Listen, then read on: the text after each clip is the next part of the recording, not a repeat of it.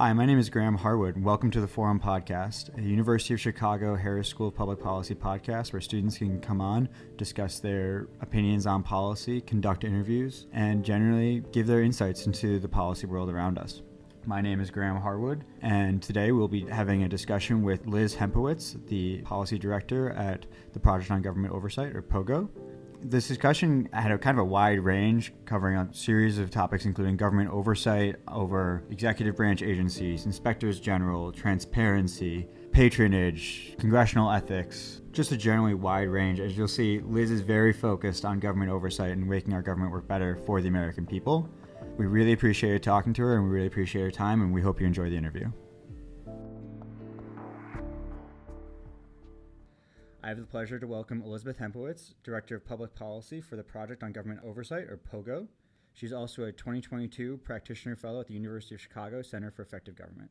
So let's start with that. What does effective government mean to you? And can you define what it means for the government to be effective today?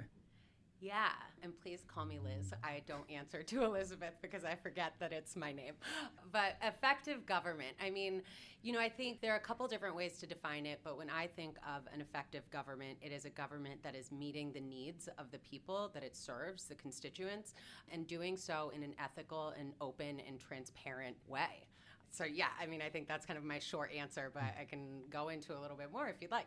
Well, I appreciate that. So, you work at POGO, clearly you highly value oversight. How did you arrive at oversight work, and what brought you to this career? Yeah, don't laugh, but I trace some of my roots in loving oversight back to just being kind of an information junkie. I love watching reality TV. I love information. I love reading books. I kind of came to POGO because I developed what I would call a healthy obsession, what others might call an unhealthy obsession, with the Freedom of Information Act when I was in law school. And for those who are not familiar, really quickly, FOIA, or the Freedom of Information Act, is a law that says anybody, you don't even have to be a citizen, can request information from the federal government, and you are entitled to it within 20 days unless it is, subject to one of 9 exemptions. Now, those 9 exemptions are pretty broad, but also I think the first thing that kind of stood out to me about FOIA when I was an intern while in law school is that 20-day limit that is written into the statute is almost never met, and there are no consequences for it. And so kind of, again, being an information junkie, it kind of led me into this reform space where I'm just like, okay, if the law says that you are supposed to give me this information within 20 days, as long as my request is well crafted, the federal government has every resource at its disposal. This law exists because Congress passed it, recognizing the value that transparency has in empowering constituents and people to understand what government is doing for us and in our name. And the fact that the law is still not working, I've been working on FOIA reform my entire career. There are reforms passed, it's about like a 7-year cycle. The law is still relatively broken, although, there are just nonstop news stories that are based off of FOIA. And so while it is not working as well as it could, it is still such an incredible tool for the public. That is really, kind of what drove my oversight, I think, is in my blood. I think in another life I was an investigative reporter or something. I just love information and I want to have access to all of it. And I feel like when it comes to the government, as a taxpayer, as a citizen, as a constituent, as an American, I have a right to that information, and I have a right to know what the government is doing in my name. And so I think it was just a really easy jump to get from that obsession to the reform space. Well, that answer alone leaves me curious if you prefer C-SPAN or Bravo. But, Bravo, obviously. But C-SPAN is great. C-SPAN is great, but Bravo, the production value is much higher. It's government, but in reality TV form for C-SPAN. It is. I'm sure we'll talk more about kind of stories that you've broken from your own FOIA requests. But I know you've in particular focused on kind of the blind spots and crannies of power in rulemaking and policymaking in the government. Could you talk about your work about the Office of Legal Counsel, what they do, and how you'd like to see them be more transparent? Yeah, this one I will probably admit is an unhealthy obsession, but the Office of Legal Counsel is a very small but very powerful and very opaque office within the Department of Justice.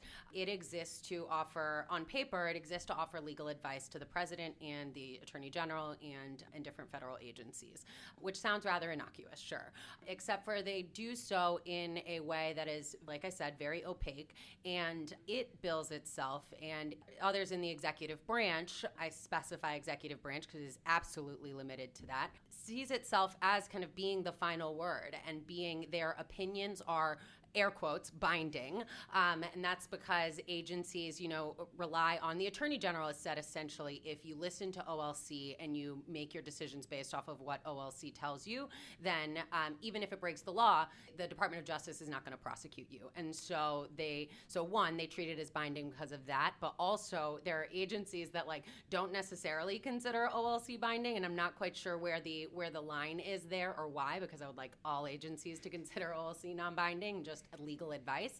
But when those individuals ask OLC for advice, OLC makes them sign something that says you will consider this opinion binding and act on it.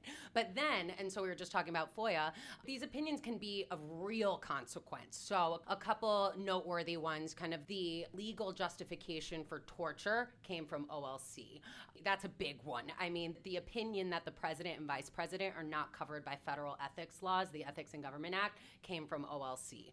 There are tons others. The opinion that allowed Donald Trump, that said that it was okay for Donald Trump to hire his son and daughter-in-law, that the nepotism statute didn't apply to this specific position within the White House, came from OLC. But again, there's so many other less kind of front page worthy, or I would say they're front page worthy, but less front page news OLC opinions. For example, an opinion came out a couple years ago that said executive branch agencies didn't have to treat requests from minority members of Congress as if they were requests from Congress and could just ignore them essentially at their will if they came from a member of the minority. I mean, something that is so antithetical to checks and balances, but also the idea of a healthy functioning government, considering that the entire Congress conducts oversight over the executive branch, not just the majority party of Congress.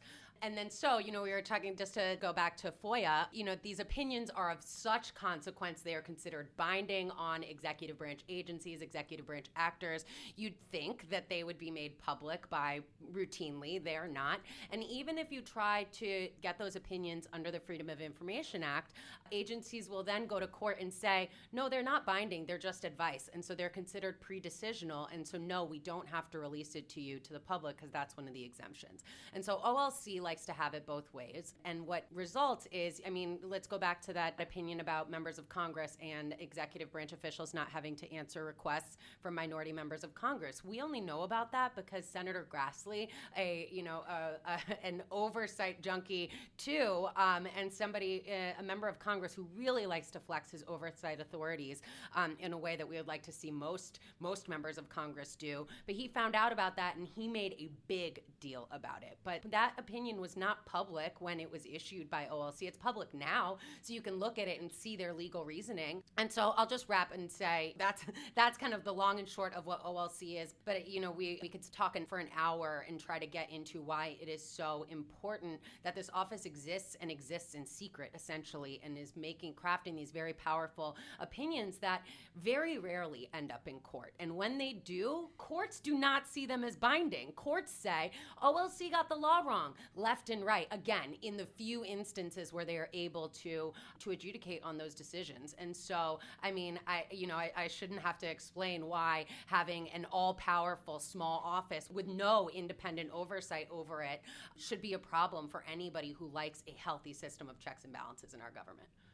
Yeah, I always appreciate your enthusiasm about it, and if nothing else, I would love to do a full series on Liz's transparency priorities. As you know very well, I'm always interested. But one thing you mentioned was that it's hard to make these things front page news. Yeah. You just described a small office within the government that has undemocratic lawmaking ability. Either what should we be doing to make that front page news? You and I are on a podcast right now from a university. I don't know if that quite counts as front page news. But how can we frame the importance of these kind of issues to the American people such that it becomes front page news? Yeah. First of all, I was told this podcast had millions of listeners, so she was not told that. What do you mean it's not front page news? Maybe it will, in the near future, after this interview. No, just kidding. I take slight issue with the framing of that question. I think you are right, but I think we're not kind of thinking about this in the right way. So There's all this polling that says Americans across the country, across the political spectrum, see corruption in government, kind of undue, opaque interests working behind the scenes to pull the levers of government as the number one priority that they are thinking about. So when we say that these kind of oversight issues and issues of anti-corruption issues or government hygiene issues, however you want to put it, are not kind of kitchen table issues, I think that does a disservice to the American public and doesn't accurately reflect how they're thinking about this. And so, I think probably the average person, unless they've talked to me, is not necessarily, aware of the Office of Legal Counsel and its pernicious effect on government. But I think they do absolutely understand that we have major problems within our federal government, problems that some of which we understand and are working to correct, but others that we just don't understand at all because it's not transparent enough. So I think part of it is that, groups like POGO and this podcast could have to continue to exist and continue to highlight these issues and talk about them in ways that intersect with the things that the public cares about. Because again, they care about corruption in government. They care about policymakers looking out for themselves and not their constituents. And so when we talk about these issues, when we talk about whistleblower protections,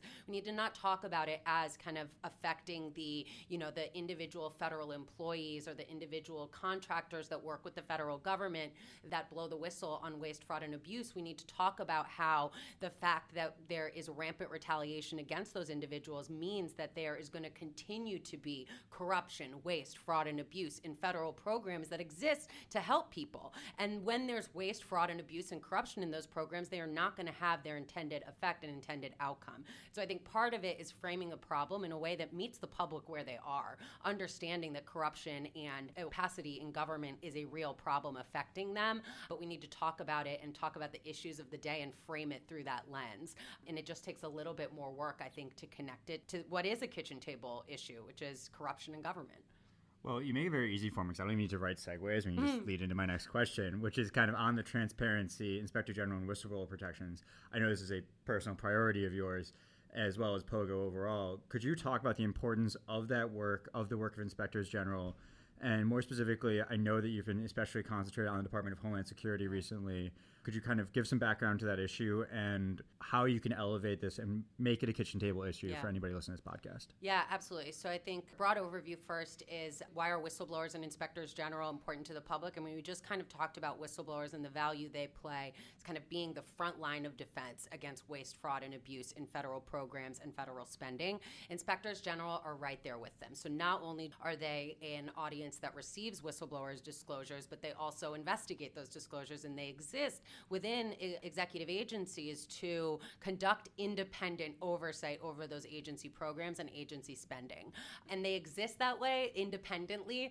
And by that, I mean they report both to their agency head and to Congress. And so they're the only role in government, even though they are appointed by the president, confirmed by the Senate in a way that you'd see with other kinds of high-level political appointees. They're the only ones that have this kind of dual reporting structure, that this dual masters, essentially, because their work really is not connected to the programmatic goals of their agency. It's connected to Congress's oversight authorities and their ability to craft programs and laws in ways that actually reflect kind of what lawmakers want.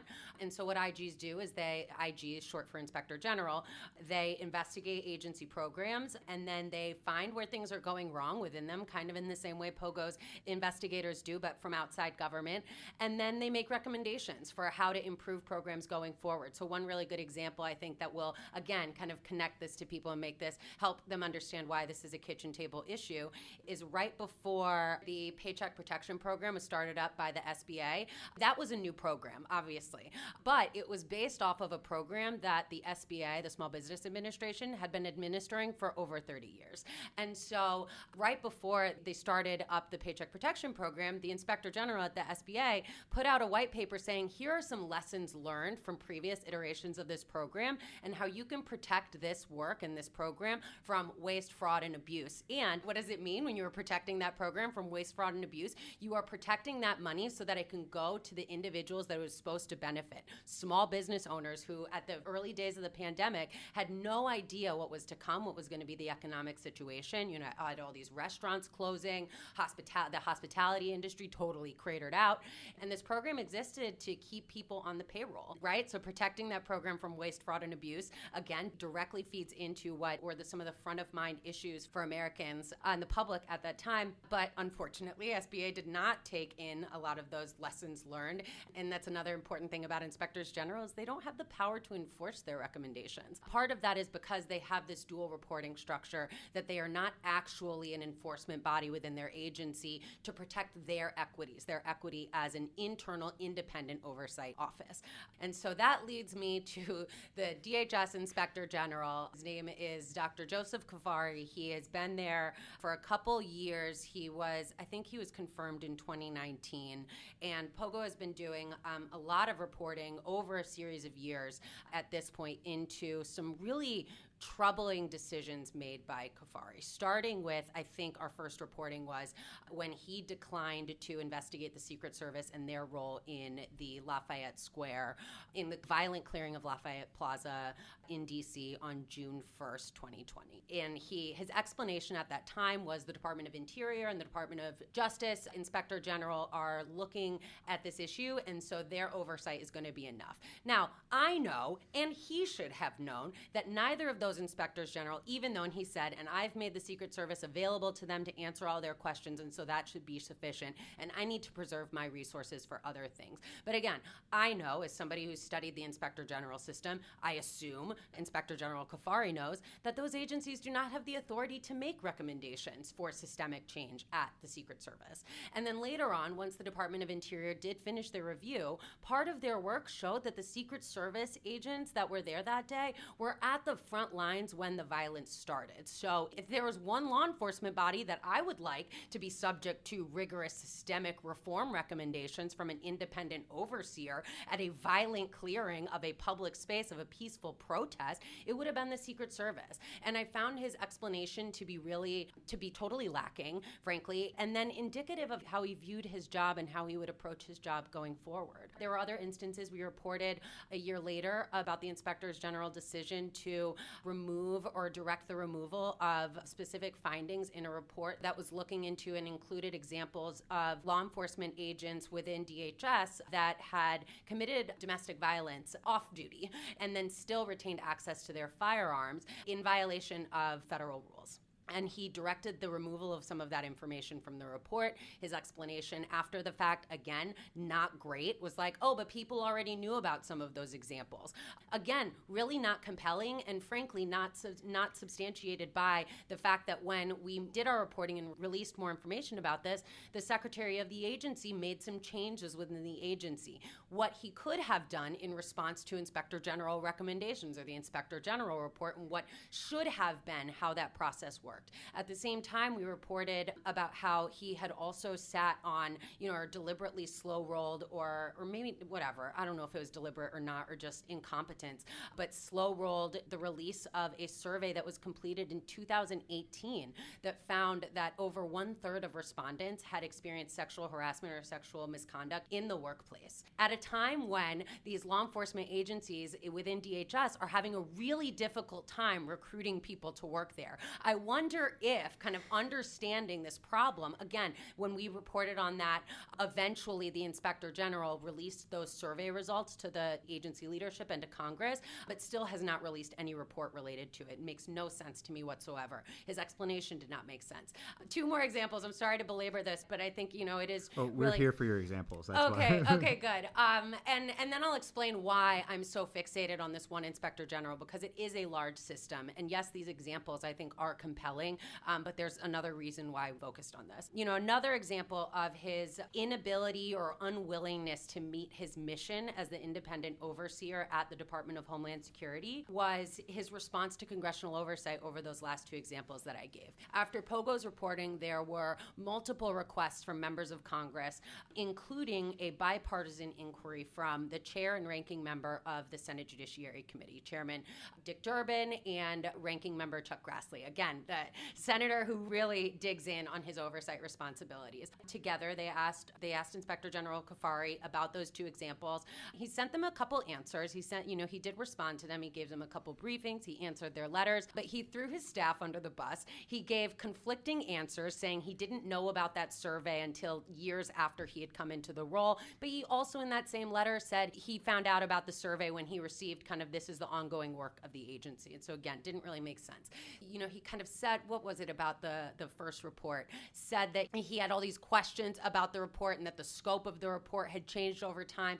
Misleading answers, too. As chair and ranking member of a committee of jurisdiction over him. It prompted subsequent inquiry from the senators, to which he then responded, actually, this is ongoing work, and I've consulted the Office of Legal Counsel, and they're telling me I don't need to answer this because it's executive privilege over this. And it seems like all these things might be related. They're all related. I mean, that's how POGO is a small organization. We are able to kind of have our hands in so many important things. And then one other thing on Kafari is that, and most recently, is that he also kind of found himself under congressional scrutiny after he came forward and told Congress, after Cassidy Hutchinson gave her very compelling testimony to the January 6th committee, including the role of the Secret Service on January 6th and transporting President Trump back and forth, and kind of their inside knowledge on what was going on.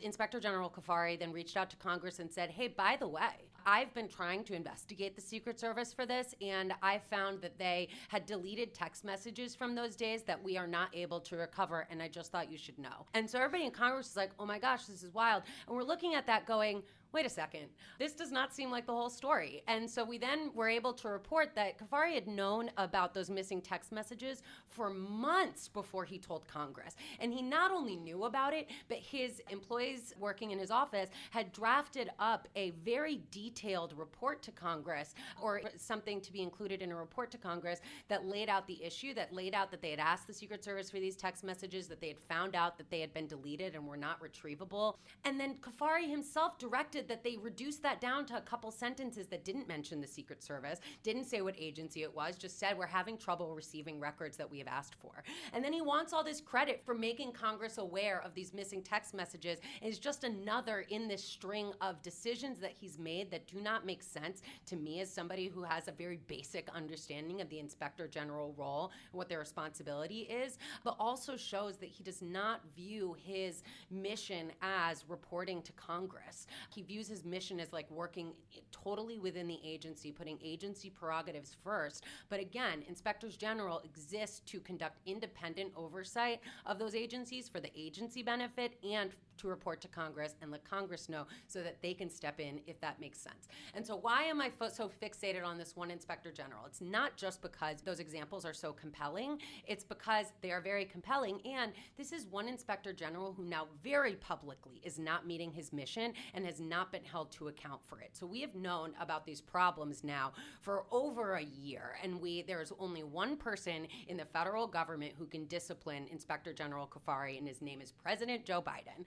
And he has so far not done anything that we can see. He's not removed him. He has not put him on administrative leave pending any investigations into his actions. And he's, other than a couple public statements in the White House briefing room that they are looking into it and are aware of the situation, we've seen no accountability. And so what I think is that sends a signal to other inspectors general that it is okay to kind of be asleep at the wheel and not take their mission very seriously, and there will be no consequences for that. And to me, as a taxpayer, as a constituent in this country, that is unacceptable.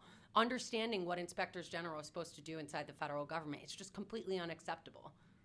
So, I really appreciate all your insights on this, as well as, I know you well enough to know you're going to come with homework and come with examples for these things. But it feels like, while I appreciate that in this case there is a specific inspector general that is the problem, can you talk more generally about DHS as a relatively new agency? While there has been changes between different administrations, it's actually been relatively small as far as how they are treating people in their care and that kind of thing. Can you talk about specifically on DHS, and then more generally maybe counter with an example of an inspector general doing it well or oversight going well? What could DHS do to have increased oversight in the future? Let's see. I think the broad mission of DHS, the fact that it's a rather new agency, and that broad mission including so many ways where the agency intersects with some of the most vulnerable people in our country, and the ability for that agency, if unchecked, to trample all over constitutional rights, I think is just another huge reason to me that they, of all agencies, not to say one agency is more deserving of independent oversight, but need a strong, independent, rigorous overseer in place who sees their job as improving the agency, not covering up for the agency, or not sweeping things under the rug and giving the agency not even giving them the chance to fix problems. I mean, like I said, in response to some of our reporting, Secretary Mayorkas has already instituted policy changes at the agency to try to address some of these problems. And so the Inspector General is not only failing his mission to the agency, he's failing it to the public.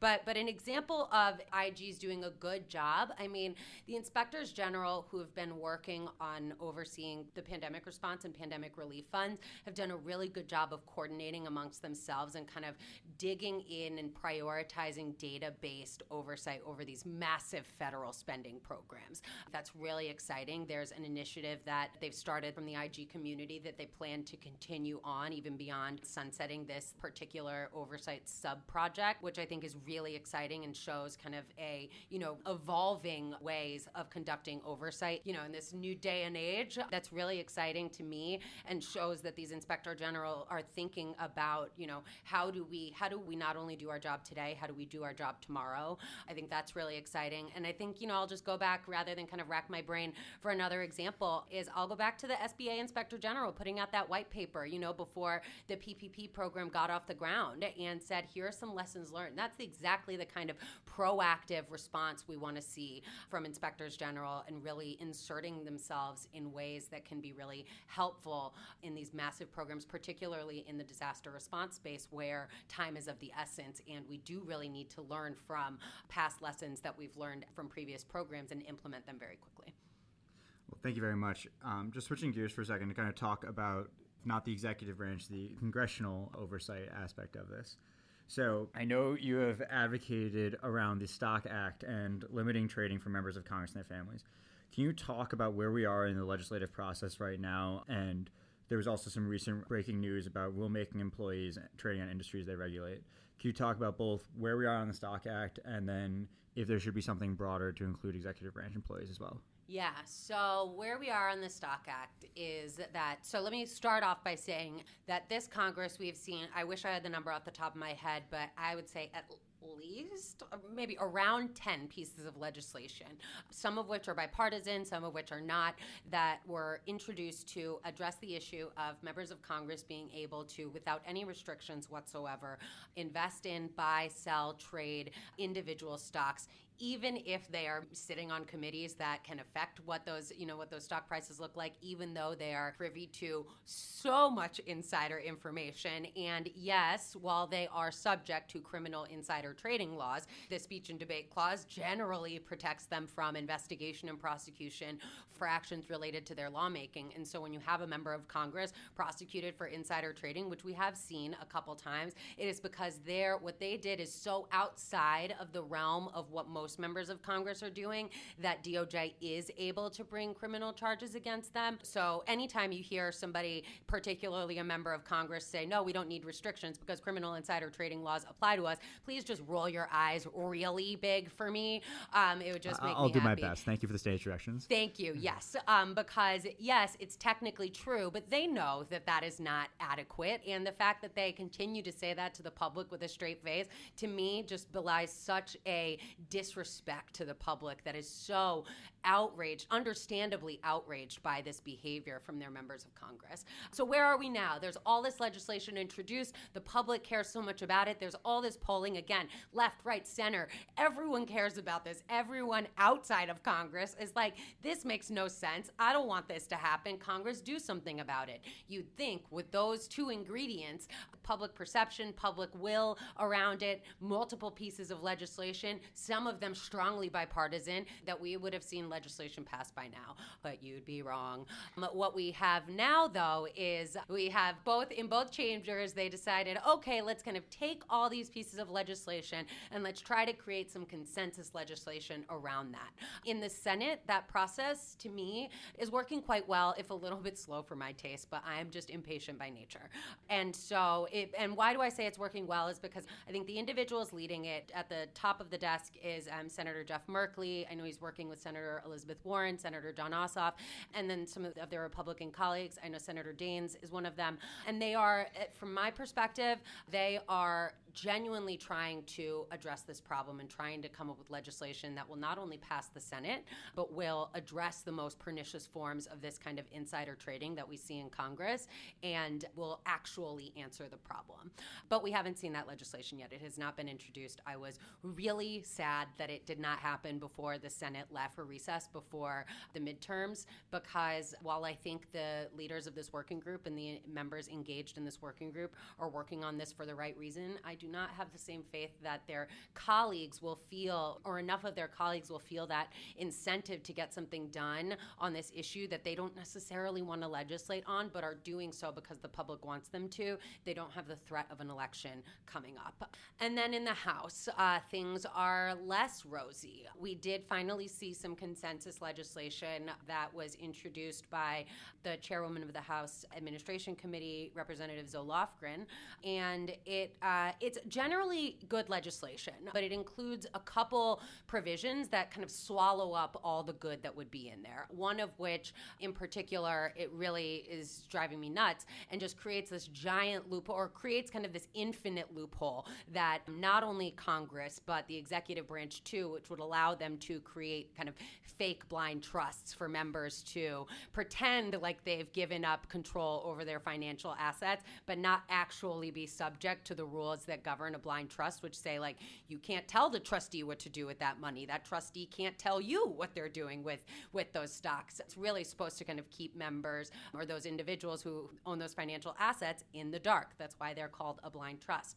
And so this loophole threatens to swallow the entire law. It also includes, and I promise I'll get to this part of your question, it also includes all three branches of government, which on its surface doesn't look like a bad idea. There are problems in every branch of government when it comes to ethics around these kinds of issues. But to me, it didn't represent kind of the smartest way forward on this, because again, we've got a broad bipartisan coalition in Congress, in the House and in the Senate that are committed to legislating on congressional stock trading. That broad bipartisan coalition does not have that same commitment around the executive branch and around the judicial branch. So to me, including those in one piece of legislation right now all but ensures that legislation will not go forward and will not be enacted. And so, when I testified in front of the House Admin Committee in April of this year, one of my recommendations was resist the urge to do everything in one bill. Just handle Congress. You've got the public on your side. You've got all these bipartisan members of Congress on the record that they want these kinds of reforms. They've put their name on legislation that would accomplish this. Put together these bills, take the best parts of these bills. We even gave them a roadmap of how to do that and pass it quickly and use that momentum to then address the judiciary and then address the executive branch. And instead, what we saw is this bill that has this giant loophole that threatens to undo one of the key provisions in the bill. And then also the inclusion of all three branches, which again, I think just realistically, politically, the will is not there from enough members of Congress to get that done. And so to me, that just suggests that this legislation is not meant to pass anytime soon. And that, I think, is missing a real moment. Yeah, and I'm sure we all appreciate your advocacy for this kind of wide-ranging, and I'm sure while we'd all like to have a three branches bill that saved us all from these ethics issues, I understand your argument about keeping it to one branch at a time. So an issue that I'm especially concerned about, and I think it's kind of one that's gone under the radar, is could you talk about President Trump's Schedule F executive order and then kind of the work that Congress is doing right now to prevent the implications of that? Yeah, so this executive order was enacted by President Trump at the very end of his first term. And I stress that because it had the potential to totally undo the entire merit system of our civil service. And by that, I mean, it didn't immediately create, but what it would have allowed agencies to do is reclassify massive parts of this civil service as essentially at-will employees who, if they don't pass this fealty test to the president. So for context, it's 50,000 federal employees of the 2 million person federal workforce, not including the military. That were subject to? That would have been included in Schedule F. Well, so that actually, I think that might be too low because most agencies didn't actually have the time to finish their assessment. So it's worse than I thought. It's probably worse than you thought. So I know at least at the Office of Management and Budget, a very important, an agency within the White House, that it would have, I think their proposal would have reclassified, 80 or 90% of the agency. Again, as kind of at-will employees whose fealty to the president is the number one job criteria, not their fealty to the Constitution or the laws governing their institution. And so what this would have done essentially is take us back to a political spoils system for our civil service. And what I think that could mean is, just a completely ineffective federal government, one that is, run by people who have no respect for rule of law, have no respect for the checks and balances system or the legal system that is supposed to govern how agencies work. I mean, I know President Trump was, he went on this crusade against what he called the deep state. What I think he's referring to there is people who didn't just say yes to everything he wanted to do because they understood the laws that govern their agency and knew if they were given an illegal order that they had a responsibility not to do it. But if you reclassify... Well, I like calling them experts as well, or yeah, people with knowledge about what they're doing. Right, experts is another good way to put it. And I know that there are, a lot of people across the country that see the federal government as kind of this bloated bureaucracy system that, where it's impossible to fire a poor performer. Not true. I've talked to many people who have been managers within the federal government before, and they will tell you it's not that it's easy to fire somebody who's not doing their job, but if you can show they're not doing their job, kind of the basic duties of a manager, then you can discipline people. But I think what it can't do is just discipline people for the heck of it or because you don't like them. And that's not what we want in the federal government, because we want it to be staffed by experts. We want it to be staffed by largely apolitical civil servants that are there to do a job and do their job in a way that respects the laws that govern their agency, the regulations that govern their agency, and produces services for the public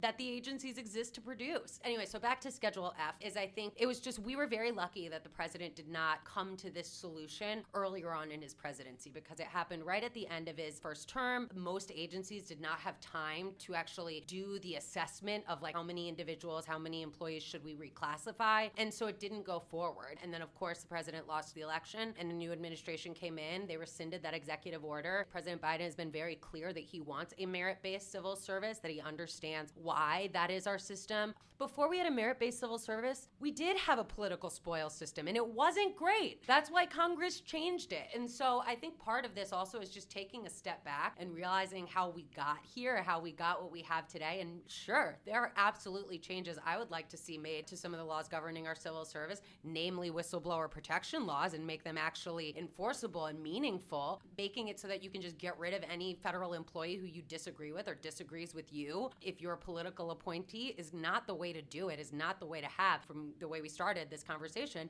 an effective government. Can you provide any insight? I know H.R. 302, Preventing a Patronage System Act, is up right now. I know it passed the House and missed the train in the Senate. Do you see a way of it passing during the lame duck session in the upcoming months? Yeah. And so that bill, H.R. 302, I forgot now the name, but you just had it. I have the advantage of a laptop for those who's telling you. Yeah, I'm just going off the top of my head. Everybody, please be impressed. No, that bill did pass the House. It would prevent a future president from creating the same Schedule F system, reclassifying massive amounts of the civil service as political patron employees. It did pass the House. We are now we're going into the lame duck session in the Senate, but there are still pieces of must-pass legislation. For example, the National Defense Authorization Act, the NDAA, one of the few bills Congress can be guaranteed to pass a year. This bill has been offered as an amendment in the Senate. If that passes there, if it passes on that bill, it will be enacted. There will also likely be, hopefully, I'm knocking on wood because I do not want to see a government shutdown this year, but there will be another government spending bill at the end of the year, mid-December, that something like this could be attached to as well. There are vehicles moving through the Senate, and I think, I'm not in the predictions game, but I am watching this really closely. POGO as an organization is watching this really closely because it is really important for that having a functioning, effective government, that we are able to protect a merit-based civil service, because that is what's best for the public. And so there are still chances, but I won't give you percentages, but I can guarantee you my fingers are crossed and hoping that it will cross the finish line this year. Yeah, I mean, I know neither of us love that it has to be attached to must-pass legislation, something that this important can't just get passed. Yeah. So I know you just testified before the House Transparency Caucus on the future of transparency and the future of using technology and other means to open up the government to greater transparency. What do you see as the future of transparency in the U.S. government? How long do you have? We should have started with this question. I guess if I had to limit myself to one, although I would really like to see some FOIA reform, Freedom of Information Act reform, particularly some reforms that would force some transparency around the Office of Legal Counsel. I think that would be incredibly impactful. But one of the things we've really been focused on at POGO is the fact that there is so much room for greater transparency, but first, better data collection when it comes to information about federal spending programs and where money from these programs actually ends up across the United States. So it's really, right now we are able to say I think by county where money from federal spending programs are going, whether it's COVID programs, the infrastructure bill programs, Inflation Reduction Act programs, we've got all these massive government spending bills, but also just like regular government spending, also pretty massive. We can say by the county level where it's going, but we can't pinpoint it by zip code. We can't say exactly what states and local governments are doing with money that they're receiving from federal programs. And as we see federal programs designed to have specific outcomes in specific intended communities, it is a real problem that we can't track that information and answer those questions with any kind of certainty. And so that's one place where I think there's not only potential, because we have done it before, frankly. Under the Recovery Act, we had this kind of information collection. We're able to do it, had the infrastructure. That program had very low levels of fraud and waste in those programs, I think in part because there were really good transparency layers built into those programs. I do not think it's too late for the infrastructure bill, for the Inflation Reduction Act, or for any future federal spending programs for us to make the small tweaks, frankly, that it would need to the system to collect better information and then present it to the public. So we don't just have inspectors general doing their oversight over the spending. They're doing a really great job. The Pandemic Response Accountability Committee, the group of inspectors general that were working at agencies that were primarily distributing federal COVID relief funds, created this data task force internally so that they could share kind of best investigative practices for the data that they do have on how to conduct oversight best there. And so again, kind of thinking through how they are, that was what I was talking about earlier, and how they're thinking through how to continue doing this work going forward. They've committed to keeping that program up as a way for IGs to share resources and share information even after that Pandemic Response Accountability Committee sunset. But I think that's a really big place, but also we are not collecting as much data as we need to. And we know the state and local governments have it. So it's simply a matter of collecting it and creating the infrastructure to do so that we can actually measure whether or not these federal spending programs are having their intended outcome. And if not, then adjust those programs. I think part of why we haven't seen this happen yet when it is so clear that we need it to happen is because there's this fear of showing that government programs maybe aren't always having the intended effect. And what is that going to say about our government? But I would just flip that on its head and say, what does it say about our government that we are choosing to keep ourselves in the dark rather than confront if we've got programs that aren't necessarily working as well as they could, and then making the changes we could and need to make to those programs to have them be more effective. So I think that's one of the futures of transparency that I would really like to see and see some potential in over the next couple of years. Well, thank you very much. I would just like to point out to any listeners that Liz is going this entirely from no notes, so that should be known for everybody because we don't film this. Now we're going to get on to the fun questions. Those were the fun questions. I know. So if you get your one magic wand, bill, rule, constitutional amendment, it does not have to be oversight related. It can be anything else you're interested in. As if I'm interested in But I know. But what would you pass? Oh man, just one. That's so hard. Although I would have to say it's not that hard. What's hard is not choosing all of my pet loves because there are so many things that need to change in our government. But magic wand, I would make it not only more transparency around the Office of Legal Counsel, but restructure the office, kind of rethink their mission so that they don't have the ability to create such havoc in our system without being accountable to anybody. So I think that would have to be my big one, only because they not only have the potential, but they have wreaked so much havoc, not just in recent history, but kind of longer term. Well, we appreciate your message discipline there. Always on the oversight beat, just even on lighter questions. So what are you reading these days?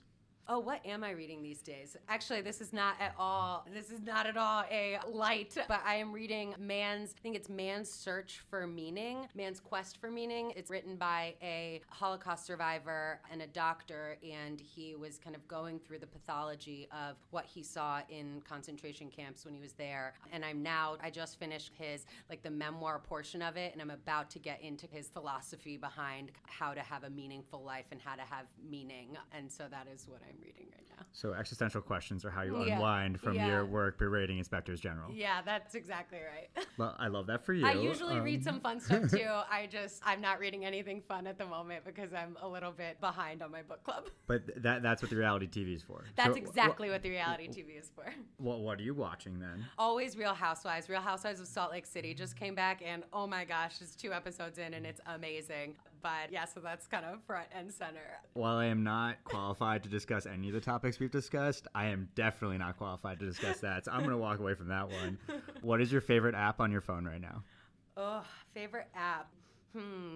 It's certainly not Twitter. That was the first thing that came to mind because I'm always on Twitter, but it's not my favorite. Instagram, because I have an Instagram for my dog, and I'm trying to get back into it. I used to be really good about posting on there. It's at GoodBoySolly, SOLLY, in case anybody is interested. Now I'll see really if there are millions of listeners here. He is a very cute dog, and so anything that allows me to look at more pictures of him is also how I unwind. Well, I appreciate that, and I'm sure both of our subscribers will be sure to follow your dog as well. And then what's the best piece of advice you received? I guess also in the context of work is not to look at things as black and white, kind of a win or a loss. Again, it's about inspectors general, but under the Trump administration, the president, in very quick succession, fired a bunch of inspectors general. And right after that, we were working so hard to get Congress to pass for-cause removal protections for inspectors general, which some government employees have. And so this is not outside of the realm of possibilities. In fact, I think there's a couple inspectors general that have it, but it's not across the system. It wouldn't say a president can't remove an inspector general. It would just say that they need to have a reason and would need to explain what that reason is, so that you can't just fire somebody for conducting good oversight. That would not be an acceptable reason. And we came so close, but we're not able to get it done. And I was devastated. But my boss said to me, the conversation has evolved so much because of the advocacy work that we've been doing, because of the research we've been doing, because of the academic scholarship that we're putting out there on this, really examining the constitutionality of these kinds of protections under current Supreme Court case law. And the conversation had evolved. And so that I do kind of keep that in the back of my head, because it is really easy to look at things in that binary of this is a win or this is a loss. And if you're working in the democracy reform space, that is a recipe and just fast track to burning out and just kind of totally giving up and giving into cynicism. And so I'm trying to really kind of incorporate that advice of taking small wins and understanding that it's not just about getting something over the finish line. It's also about the progress that we are making that is harder to see. But if you are on the inside doing the reform work, we do get to see how that progress is happening. We do get to see how conversations behind the scenes are changing and evolving, even if that isn't necessarily reflected in laws passing as fast as I would like. And so that's some of the advice I remind myself of almost daily, because again, I don't have a lot of patience and this work takes a long time and it's so important. And so it's really easy to kind of get caught up in that, oh my gosh, why aren't things happening faster? And so that's what I'm always reminding myself. Well, I really appreciate that you managed to take a question about advice and turn it into about government oversight. This is who I am. I don't know why I am the way I am. And it's why we have you. Thank you so much for your time today, Liz. We really appreciate it. Thank you. I wish I was more well-rounded.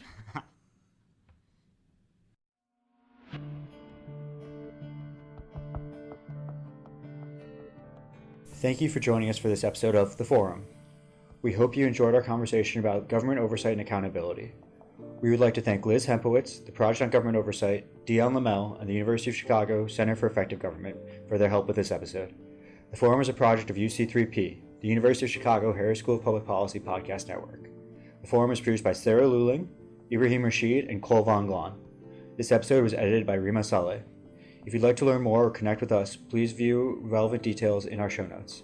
And until we see you again, I hope you continue being curious out loud.